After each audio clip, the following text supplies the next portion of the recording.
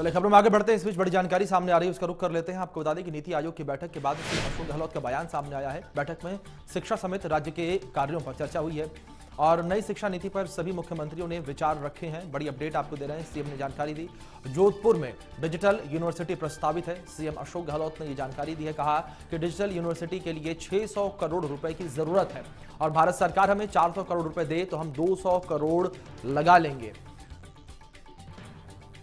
Agenda जो था कृषि को लेकर के, शिक्षा को लेके, लोकल बॉडीज को लेके, उस पर राज्य सरकारों ने अपने अपने जो काम किए जा रहे हैं उसके बारे में चर्चा करें। हम तो उसको अभी उसको हम लोगों ने अपनाया भी है, उसको हम लोग एग्जामिन भी कर रहे हैं।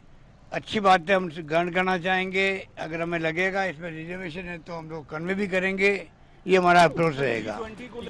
एजेंडा जो था कृषि को वहीं मुख्यमंत्री अशोक गहलोत ने देश में बिगड़ते माहौल को लेकर एक बार फिर से चिंता जताई है। इसके साथ ही सीएम ने रेप की घटनाओं पर भी बोला। उन्होंने रेप के बाद हो रही हत्याओं की घटनाओं को खतरनाक बताया, लेकिन इस बयान पर सियासत शुरू हो गई। विपक्ष ने इस बयान को अलग ही चश्मे से देखा। बीजेपी सांसद राज्यवर्धन सिंह राठौर ने इस बयान को गैर जिम्मेदाराना बयान बताया और हम आपको पहले सीएम का वो बयान सुनवाएंगे जिसको लेकर सियासत शुरू हो गई है। इसके बाद बीजेपी सांसद राज्यवर्धन सिंह राठौर ने क्या कुछ कहा वो भी आपको सुनवाएंगे।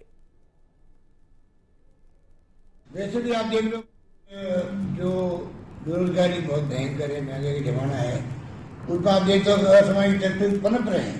आज जो क्राइम बढ़ रहा है देश और प्रदेश के अंदर, सब जगह सभी तरह क्राइम बढ़ रहा है। कानून व्यवस्था की स्थिति, हिंसा के, आपके धर्म के नाम पर हिंसा तो कराना जानते हो कि किन की नीति में वो है, परंतु छोटी छोटी बातों में झगड़े हो रहे हैं, तनाव और हिंसा बढ़ रही है, धर्म के नाम पे हो रहा है। ये तमाम जो माहौल बन रहा है, कहीं रेप हो रहे हैं बच्चों के साथ में, और बच्चों में जब से कर दिया है कि भाई उसको फांसी सजा मिलेगी। अभय कांड जो निर्भया के बाद में जो कर दिया है कि आपको फांसी सजा मिलेगी, ठीक है। उसके बाद में हत्याएं बहुत ज्यादा होने लग गई बच्चियों की। रेप करने वाला देखता है कि ये तो गवाह बन जाएगी अगर मेरे खिलाफ में, तो वो रेप भी करते हैं और हत्या भी कर देता है बच्चियों की। ये बहुत बड़ी चलन पूरे मुल्क में मैं देख रहा हूँ। जो रिपोर्ट आ रही है वो बहुत खतरनाक ट्रेंड है। तो irresponsible statement, that too by the chief minister of a state who also happens to be the home minister, is very shocking. The incidents of rapes are increasing, especially in Rajasthan. Unfortunately, Rajasthan happens to be #1 in the country in crimes against women. And these are statistics of the country and not just mine. The minister of a state needs to use his police force for protection of the women, protection of the citizens, and also creating an atmosphere of safety and security, rather than try and become a psychologist for rapists and give these statements. So what does he mean to say that a strict action, a punishment like hanging should be taken off? वहीं इसके बाद CM Ashok Gehlot ने भी BJP पर जोरदार पलटवार किया। मुख्यमंत्री अशोक गहलोत ने कहा कि बीजेपी कैसे षड्यंत्र करती है इसकी हकीकत सभी जानते हैं। मैंने जो भी मीडिया के सामने कहा उसको तोड़ मरोड़ कर दिखाया गया। बकवास करने वाले लोग हैं, ये षड्यंत्र करते हैं, ऐसे ही पॉइंट ढूंढते रहते हैं। जो बात मैंने कही वो तो मेरे वीडियो में है, आप लोगों ने उस दिन कैच किया था मुझे, बाइट मैंने आपको दी थी, आप उसको सुना दीजिए किसी को। आम जनता समझ रही है, ये नहीं समझ रहे हैं। इतने फर्क है।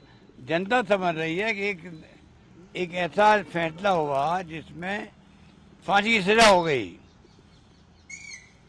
रेप करने वाले को। बहुत कड़ा फैसला था, सोच समझ के किया, कानून बनाया उसके लिए, भाई रेप होना बंद हो जाए कम से कम, और भय पैदा हो कि जो रेप होगा किसी बच्ची का उसको फांसी की सजा हो जाएगी। अच्छे उद्देश्य के लिए किया गया, परंतु जो रेपिस्ट है, जो जघन्य अपराध करते हैं, रेप करना किसे कहते हैं? किसी बच्ची का रेप हो रहा है, नाबालिग बच्ची का, तो उसको मालूम है कि ये बच्ची कल गवाह देगी मेरे खिलाफ में तो मुझे फांसी की सजा हो जाएगी। फांसी से बचने के लिए वो उसका मर्डर कर देता है। मैं तो खाली हकीकत बताई जो देश में हो रहा है, उसको लेके बीजेपी वाले जो करते नई बात नहीं हमारे लिए, वो ऐसे ही ऐसी उलझुल बातें भी और कोई न कोई फेक बना के वायरल करते मीडिया में, नई बात नहीं उनकी। तो वहीं मुख्यमंत्री अशोक गहलोत के ओएसडी लोकेश शर्मा ने भी बीजेपी सांसद राज्यवर्धन सिंह राठौर को जवाब दिया। उन्होंने सीएम अशोक गहलोत के बयान को ट्वीट करते हुए लिखा कि सीएम के बयान को पहले सुनिए और समझिए। मुख्यमंत्री ने देश भर में रेप के बाद पीड़िता की हत्या के बढ़े चलन को लेकर चिंता व्यक्त करते हुए जिस रूप से अपनी बात रखी है उसके संदर्भ से हटकर विवाद का विषय बनाया जा रहा है। उन्होंने इसे एक खतरनाक ट्रेंड बताया जो कि सभी के लिए चिंता की बात है।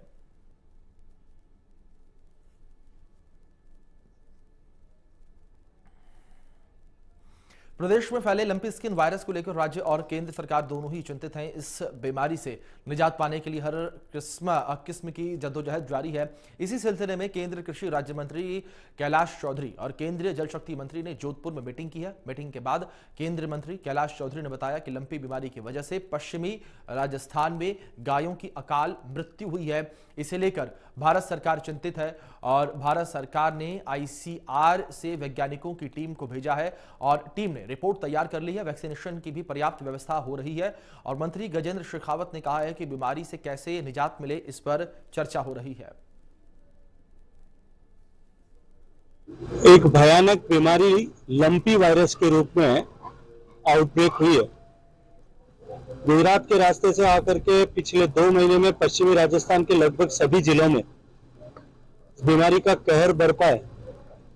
हजारों की संख्या में गायें काल कबलित हुई है और अगर पूरे राजस्थान का, पश्चिमी राजस्थान का, और ये निरंतर आंकड़ा बढ़ता जा रहा है। पिछले दिनों में हम लगातार जिला प्रशासन, राज्य सरकार के साथ में हम सभी लोग चर्चा करके, बातचीत करके इसको किस तरह से रोकथाम किया जा सके इस विषय में लगातार निर्देश दे रहे थे। आज यहाँ जोधपुर के कलेक्ट्रेट में बैठकर आदरणीय राज्य मंत्री कृषि कैलाश चौधरी जी, आदरणीय राज्यसभा सांसद राजेंद्र गहलोत साहब के साथ हमने 5 जिलों के अधिकारियों के साथ में समीक्षा की है।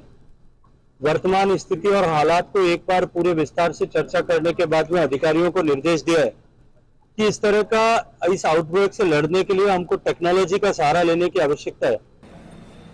पश्चिमी राजस्थान में कई जगह पर गायों की अकाल मृत्यु हुई है और इसको लेकर भारत सरकार निश्चित रूप से चिंतित है और भारत सरकार ने समय रहते अपनी आईसीआर से साइंटिस्टों की टीम को भेजा और उन्होंने विभिन्न जिलों में जाकर उनके सैंपल कलेक्ट किए और उसके बाद में उसकी रिपोर्ट प्रस्तुत हुई और उसके बाद में वैक्सीनेशन भी उनकी पर्याप्त व्यवस्था तैयार हो गई है और निश्चित रूप से मैं कह सकता हूं कि अब आने वाले समय में इसका समाधान हो, इसलिए राज्य सरकार जो है राजस्थान की, उनको इसको लेकर व्यवस्था करेगी तो निश्चित रूप से समय रहते इसका समाधान हो जाएगा। एक भयानक बीमारी लंपी वायरस के रूप में। तो यहाँ पर आपको बता दें कि लंपी स्किन डिसीज जिस तरीके से लगातार प्रदेश में अपने पैर पसार रहा है उसको लेकर लगातार शासन प्रशासन की ओर से तमाम तैयारियां की जा रही हैं, तमाम मीटिंग्स की जा रही हैं और लंपी स्किन डिसीज को रोकने के प्रयास लगातार किए जा रहे हैं।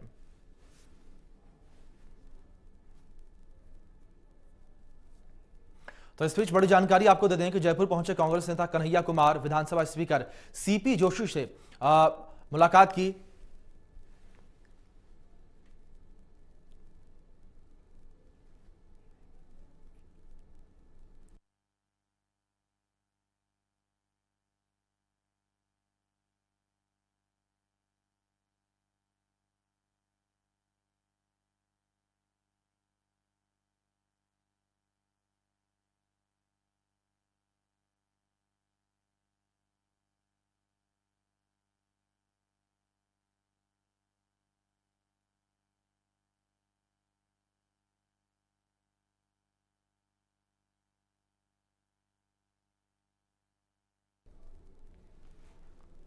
विधानसभा स्पीकर सीपी जोशी से मुलाकात यहां पर कन्हैया कुमार ने की। बड़ी जानकारी आपको दे रहे हैं ये। और जयपुर पहुंचे कांग्रेस नेता कन्हैया कुमार विधानसभा स्पीकर सीपी जोशी से मुलाकात और दोनों के बीच आपको बता दें कि कई मसलों पर चर्चा हुई है। तो वहीं जयपुर में श्री शिव महापुराण कथा समिति के द्वारा 15वां 251 सामूहिक श्री शिव पार्थिव महारुद्राभिषेक का विशाल अनुष्ठान जो है वो किया गया। इस आयोजन में भाजपा के प्रदेश अध्यक्ष सतीश पुनिया ने भी विधिवत रुद्राभिषेक किया और रुद्राभिषेक में भाग लेने वाले प्रत्येक जजमान दंपत्ति ने अलग अलग पार्थिव शिवलिंग अपने समक्ष रखकर शिव पूजन अर्चन और अभिषेक किया। इस बार का यह कार्यक्रम आजादी के 75वें अमृत महोत्सव को भी समर्पित रहा।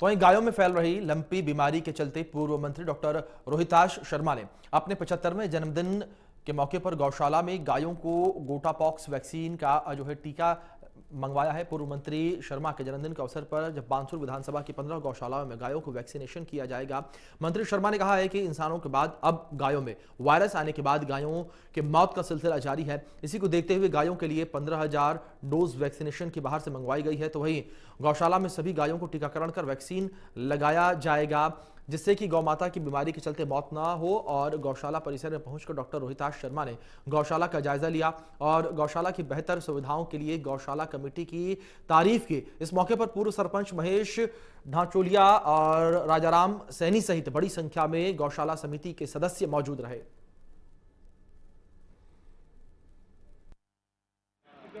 कल मेरा जन्मदिन है 8 अगस्त। 8 अगस्त को जन्मदिन इस बार मैं गौ माताओं की सेवा में समर्पित कर रहा हूं। इस साल गायों में एक लंपी नाम की बीमारी बड़ी तेजी से फैल रही है। जिस तरह से पुरुषों में कोरोना था, उसी तरह ये महामारी पशुओं में चल रही है। गोवंश को बचाने के लिए मैंने भारत सरकार की गाइडलाइन के अनुसार कोटापॉक्स नाम की वैक्सीन को परचेज किया है, हमारे मित्रों की सहायता से, दानदाताओं की सहायता से। और मेरी विधानसभा क्षेत्र की पूरी 15 गौशालाओं को गोटापॉक्स वैक्सीन से वैक्सीनेशन कराऊंगा ताकि गोवंश बच सके और गौ माता के हम लोग। तो वहीं जयपुर के मालवीय नगर में हरिया उत्सव का आयोजन किया गया और काव्य साधिका मंच के द्वारा आयोजित हुए कार्यक्रम में सज धज कर महिलाओं ने लहरिया उत्सव मनाया और वीणा चौहान और डॉक्टर शारदा कृष्णा के सानिध्य में कवित्रियों ने शानदार प्रस्तुति दी। तो वहीं कवित्रियों ने अपनी कविताओं से श्रोताओं को मंत्रमुग्ध कर दिया। काव्य साधिका मंच की अध्यक्ष डॉक्टर रानी तंवर ने बताया कि महिलाओं को प्रोत्साहित करने और आपसी भाईचारे के मकसद से इस उत्सव का आयोजन किया गया है।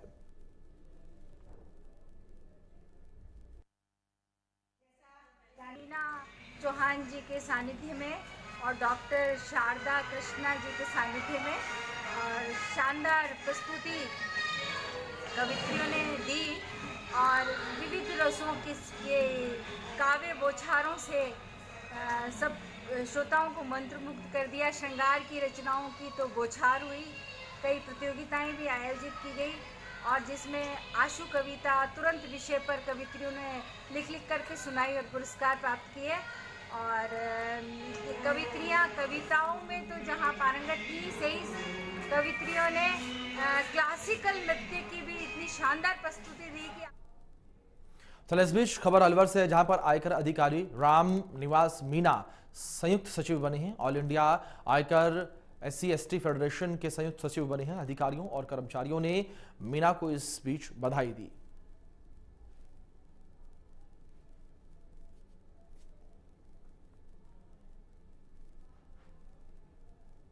तो वहीं श्रीकरणपुर में महात्मा गांधी जीवन दर्शन समिति की ओर से नशा मुक्ति जागरूकता अभियान चलाया गया। इसमें जीवन दर्शन समिति की ओर से सफल नाटक मंचन करके युवाओं में फैलते नशे को लेकर जागरूक किया गया। तो वहीं राजकीय विद्यालय में छात्र छात्राओं ने नाटक के जरिए लोगों के नशे से हो रही बीमारियों को लेकर बखूबी तरीके से समझाया। इसे देखने के लिए भारी संख्या में लोग शामिल हुए।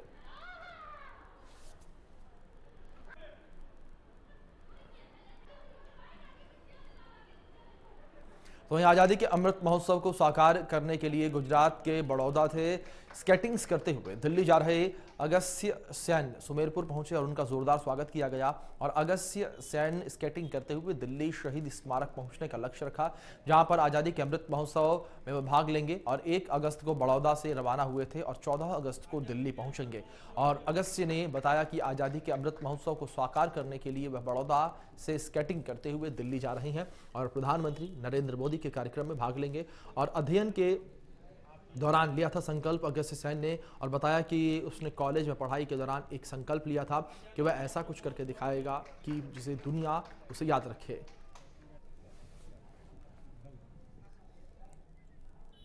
वहीं गुजरात से दिल्ली जा रही भीम रुदन राष्ट्रीय रैली के चलते राजस्थान हरियाणा बॉर्डर को फिर से बंद किया जा सकता है। इसके लिए हरियाणा पुलिस ने बॉर्डर पर बैरिकेड्स लगाने शुरू कर दिए हैं। बताया जा रहा है कि हरियाणा सरकार ने रैली घुसने की अनुमति नहीं दी है। इसके चलते रैली का जत्था कहीं राजस्थान में प्रवेश न करे, इसके लिए नीमराना में भारी संख्या में पुलिस बल की तैनाती की गई है। तो वहीं इसके चलते दिल्ली जयपुर हाईवे पर लोगों को खासी परेशानियां उठानी पड़ रही हैं। कोटा में हड़ौती विकास मोर्चा की तरफ से प्रदर्शन के दौरान हंगामा किया गया। इस दौरान पुलिस ने कार्यकर्ताओं को पानी की बौछार मारकर खदेड़ा। तो वहीं हंगामा करने वाले कार्यकर्ताओं को पुलिस ने हिरासत में भी लिया। और आपको साथ ही ये भी बता दें कि सभी कार्यकर्ता महंगाई और जीएसटी लगाने के विरोध में सड़कों पर विरोध प्रदर्शन कर रहे थे। बता दें कि आंदोलन राजेंद्र सांखला के नेतृत्व में हो रहा था। चलिए फिलहाल विशेष बुलेटिन में इतना ही। तमाम बड़ी अपडेट्स के लिए आप बने रहें इंडिया न्यूज के साथ। धन्यवाद।